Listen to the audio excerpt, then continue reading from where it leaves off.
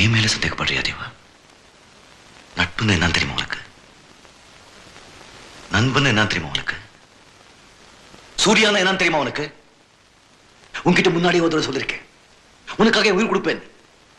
எடுத்துக்கோ, எடுத்துக்கோ. உனக்கு கொடுக்கதானே உயிர், அதே உனக்கு புரியல.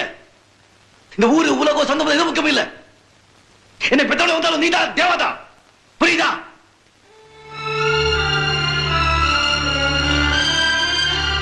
அப்ப அந்த அர்ஜுனை கொண்டுட்டு வா.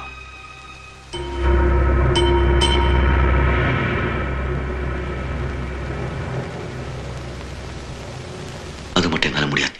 ஏன் முடியாது? ஏன் முடியாது? முடியாது தேவா. ஏன்? ஏன் அர்ஜுனன் தம்பி